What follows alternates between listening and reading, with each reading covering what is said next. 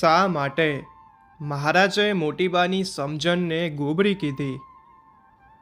આજનો પ્રસંગ સાંભળીને સૌ હરિભક્તોએ એક વાત તો ચોક્કસ સમજવી જ રહી કે જે સર્વોપરી સર્વાવતારી સ્વામિનારાયણ ભગવાનના આશ્રિત હોય તેઓએ અક્ષરધામ વિના બીજા ધામમાં જવાની રુચિ ક્યારેય ન રાખવી.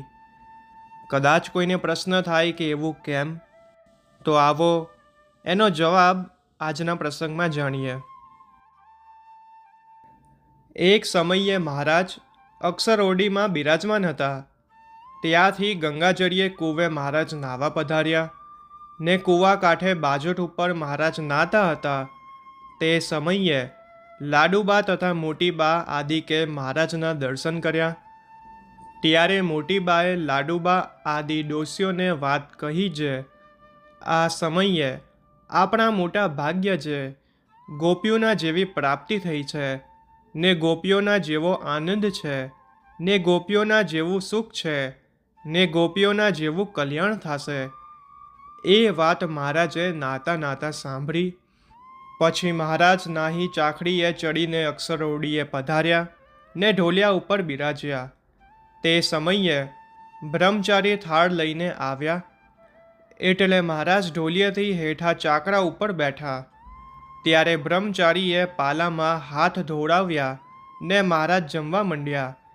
એટલે બ્રહ્મચારી હાથમાં રૂમાલ લઈ માખીઓ ઉડાડવા લાગ્યા ને મહારાજને કહ્યું છે, આજે આ હરિભક્તનો થાળ છે તે તેણે કહ્યું છે જે મહારાજ સારી પેઠે જમે. ત્યારે મહારાજ સારી પેઠે જમ્યા ને છેલ્લી વારે દૂધપાક પૂરી ને પછી ભાત ને દૂધ જમ્યા. ત્યારે દૂધ કઢીને તેમાં જામફળ આદિ તેજાના નાખી કઢો કરી બ્રહ્મચારી લાવ્યા ને કહ્યું છે, મહારાજ આટલું દૂધ પીવો.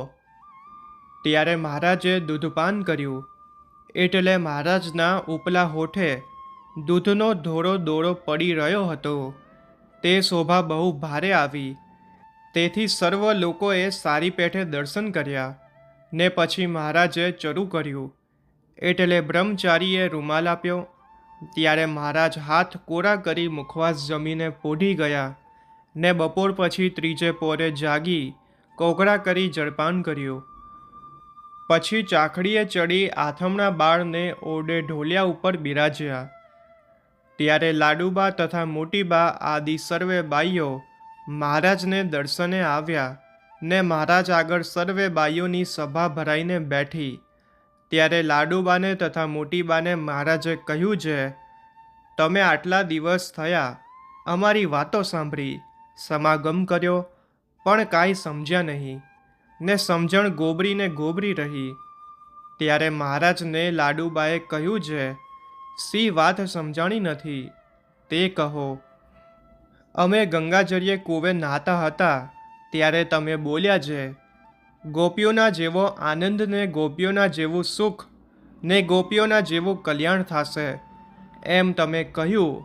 તે તમારી ગોબરી સમજણ છે ને ગોપીઓના જેવું કલ્યાણ તો કોઈક અધર્મી માણસ તમારા ગોળાનું પાણી પીશે તેનું થશે ને તમારે ઘેર જે પશુ બળદ ઘોડા આદિ તથા વૃક્ષ તે અક્ષરધામને પામશે.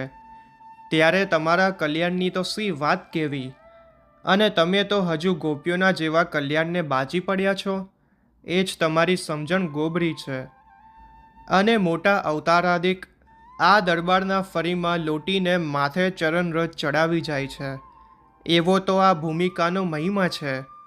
અને અનંત કોટી બ્રહ્માંડના કરતા જે મૂળ પ્રકૃતિને પુરુષ તથા વૈરાટ પુરુષ તથા બ્રહ્મા તથા ઇન્દ્ર ચંદ્રાદિક દેવ તથા શ્વેતદીપ બદ્રિકાશ્રમ વૈકુંઠના તથા ગોલોકાદિક ધામના મુક્ત તમારા દરબારમાં આવી લોટે છે ને બહુ મહિમા જાણી માથે ચરણરજ ચડાવે છે.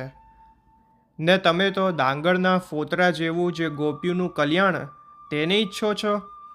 એ જ તમારી અણસમજણ છે એમ મહારાજે વાત કરી. ત્યારે સર્વે બાઈઓ આશ્ચર્ય પામી દ્રઢ નિશ્ચય કરતી હતી. તો આ હતો સંપૂર્ણ પ્રસંગ. મહારાજે જેમ છે તેમ પોતાના સ્વરૂપની વાત કરી, પોતાના સ્વરૂપનો મહિમા કહ્યો અને આત્યંતિક કલ્યાણ એકમાત્ર અક્ષરધામમાં છે. અને અક્ષરધામ તે સર્વશ્રેષ્ઠ ધામ છે. બીજા ધામની સામે અક્ષરધામની તુલના બી ના થાય એવું અક્ષરધામ છે. તો આવા અદ્ભુત પ્રસંગો આ ચેનલ ઉપર વખતો વખત મુકાયા છે. જો આ વિડીયો ગમ્યો હોય તો લાઈક કરજો. સર્વે હરિભક્તોને આ વિડીયો મોકલજો, જેથી સૌને આ પ્રસંગના દર્શન થાય અને મહારાજનો મહિમા સમજાય.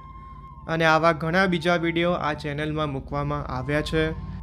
તો સૌ હરિભક્તો એ વિડીયોનો બી લાભ લેજો અને આ ચેનલને સબસ્ક્રાઈબ કરી બેલ આઇકનને ઓન કરી રાખજો, જેથી ભવિષ્યમાં જે વિડીયો મૂકવામાં આવે તે તમને પ્રાપ્ત થાય.